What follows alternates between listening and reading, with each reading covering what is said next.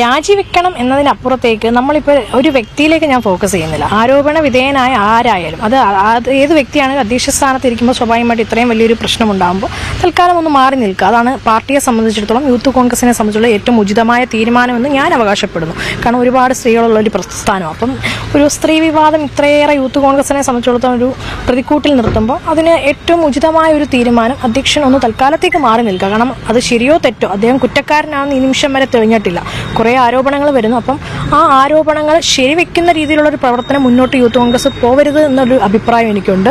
തൽക്കാലം അദ്ദേഹം മാറി നിൽക്കുക, വിവാദങ്ങൾക്ക് കൃത്യമായ ഉത്തരങ്ങൾ കൊടുക്കുക, അതാണ് എൻ്റെ നിലപാട്. MLA സ്ഥാനം ഒഴിയേണ്ടതില്ലേ, പാർട്ടി സ്ഥാനം മാത്രം ഒഴിഞ്ഞാൽ മതിയോ? അത് പറയാൻ ഞാൻ ആരുമല്ല. കാരണം അതൊക്കെ ഉത്തരവാദിത്തപ്പെട്ട നേതാക്കളുണ്ട്, പാർട്ടിയുണ്ട്. പ്രത്യേകിച്ച് ജനപ്രതിനിധി എന്ന് പറയുന്നത് ജനങ്ങളാണ് തിരഞ്ഞെടുക്കപ്പെട്ടത്. അത് മറ്റൊരു വിഷയമാണ്. അത് നമുക്കിപ്പോൾ ചർച്ച ചെയ്യേണ്ട കാര്യമില്ല. പാർട്ടിയിൽ കാണിക്കേണ്ട ധാർമ്മികതയേക്കാൾ വലുതല്ലേ ജനങ്ങളുടെ മുന്നിൽ കാണിക്കേണ്ട ധാർമ്മികത? തീർച്ചയായിട്ടും ധാർമ്മികത ഉണ്ടല്ലോ. അതുകൊണ്ടാണല്ലോ പാർട്ടി ഇപ്പോൾ ഇങ്ങനൊരു തീരുമാനം. ഇപ്പം കുറച്ച് മുന്നേ പ്രതിപക്ഷ നേതാവ് നിങ്ങളോട് എല്ലാവരോടും സംസാരിച്ച കാര്യം കൃത്യമായൊരു നിലപാടും അല്ലെങ്കിൽ ഒരു കോൺഗ്രസിൻ്റെതായ ഒരു ഉചിതമായ തീരുമാനം ഉണ്ടാവുമെന്ന് പ്രതീക്ഷിക്കുന്നു.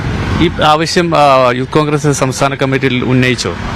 ഇത് രാവിലെ എണീറ്റപ്പോഴാണ് എൻ്റെ വോയിസ്, അതായത് ഒഫീഷ്യൽ ഗ്രൂപ്പാണ് സംസ്ഥാന കമ്മിറ്റിയുടെ. ആ ഒരു ഒഫീഷ്യൽ ഗ്രൂപ്പിൽ കടന്ന നമ്മൾ എല്ലാ കാര്യങ്ങളും ചർച്ച ചെയ്യപ്പെടുന്ന അല്ലെങ്കിൽ പ്രതിപക്ഷത്തു നിന്നും അല്ലെങ്കിൽ നമുക്ക് ഇഷ്ടമുള്ളതും ഇഷ്ടപ്പെടാത്തതുമായ എല്ലാ ചർച്ചകളും ഉന്നയിക്കുന്ന ഒരു വാട്സപ്പ് ഗ്രൂപ്പാണ് സംസ്ഥാന കമ്മിറ്റിയുടെ. പക്ഷേ ആരാന്നറിയില്ല, കൂട്ടത്തിലുള്ളവരായിരിക്കാം, സുതാര്യത ഇല്ല എന്ന് വേണമെങ്കിൽ പറയാം. അത് ചോർന്നു. അങ്ങനെയാണ് രാവിലെ ഈ ഒരു വിഷയം മാധ്യമങ്ങളിലൂടെ ഞാൻ അറിയുന്നത്. ഈ ചോർത്തി കൊടുത്തത് ആരാണെന്ന് വല്ല സംശയം? നമുക്കറിയില്ല, അതറിയില്ല. സ്നേഹ ഇങ്ങനെ ഒരു ആവശ്യം ഉന്നയിച്ചതിനെ ചൊല്ലി കോൺഗ്രസ് കലാപമുണ്ട്. നിങ്ങൾ എതിർത്തുകൊണ്ട് പല ആളുകൾ രംഗത്ത് വന്നതായി അറിയുന്നുണ്ട്. ഇപ്പൊ സ്നേഹയുടെ നിലപാടായിരിക്കണമെന്നില്ലല്ലോ. മറ്റുള്ള എല്ലാവർക്കും വ്യക്തിപരമായി അറിവുള്ളവരാണ്, രാഷ്ട്രീയ നിലപാടുകളുള്ളവരാണ്. എല്ലാവരും കൃത്യമായി അവരവരുടെ നിലപാടുകൾ എന്തായാലും അറിയിക്കുന്നുണ്ട്. ഈ പകരം യൂത്ത് കോൺഗ്രസിന്റെ ഭാരവാഹിയായി പ്രസിഡന്റായി വരേണ്ടത് ആരാണെന്ന് സ്നേഹിക്ക് അഭിപ്രായമുണ്ടോ? ഇതൊന്നും ഞാനല്ല തീരുമാനിക്കും. ഇതൊക്കെ നമ്മുടെ ഞാൻ പറയുന്നത് വേറൊന്നുമല്ല. നമ്മളിപ്പോൾ യൂത്ത് കോൺഗ്രസ് എന്ന് പറഞ്ഞാൽ വലിയൊരു യുവജന സംഘടനയാണ്.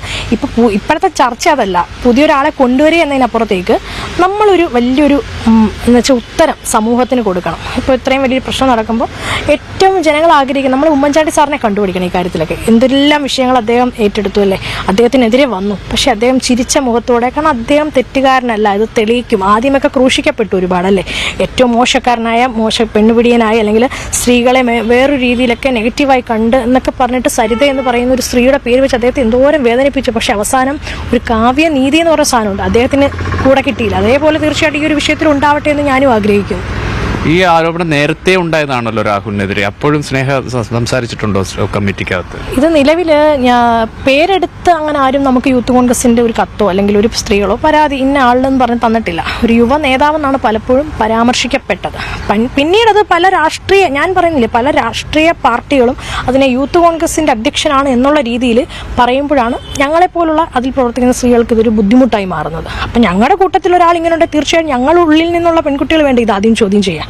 അതാണ് ഞാൻ എൻ്റെ ഒരു ആശങ്ക. അല്ലെങ്കിൽ നമ്മൾ തെറ്റോ ശരിയോ അത് പിന്നീടുള്ള കാര്യം, പക്ഷേ സത്യം സമൂഹം അറിയണം. അതിൻ്റെ ഒരു പശ്ചാത്തലത്തിൽ മാത്രമാണ് അങ്ങനെ ഒരു ചോദ്യങ്ങളൊക്കെ ഇന്നലെ യൂത്ത് കോൺഗ്രസിന്റെ ഇരയായ പെൺകുട്ടിയെ അറിയോ? എനിക്കറിയില്ല, വ്യക്തിപരമായിട്ട് അറിയില്ല. കോൺഗ്രസിന്റെ പല പരിപാടികളിലും ഉണ്ടായിരുന്നു. നമ്മളെ ഇരയായി എന്നൊക്കെ പറയാൻ അവർ നിയമപരമായിട്ടെങ്ങും പരാതി കൊടുത്തിട്ടില്ല. അങ്ങനെയല്ലേ നമ്മൾ ഇരയാക്കുന്നത്. അപ്പം അവരിങ്ങനെ വന്ന് പറഞ്ഞു. അപ്പോൾ അവരോട് ഞാൻ പറയുന്നു, നിങ്ങൾ ധൈര്യമായിട്ട് നിങ്ങളോട് മോശമായിട്ട് പെരുമാറിയിട്ടുണ്ടെങ്കിൽ തീർച്ചയായിട്ടും നിങ്ങൾ നിയമസഹായം തേടണം. നമ്മൾ വെറുതെ കുറച്ച് കാര്യങ്ങൾ പറഞ്ഞു പോയിട്ട് കാര്യമില്ലല്ലോ, അവരും നേരിടാൻ തയ്യാറാവണം.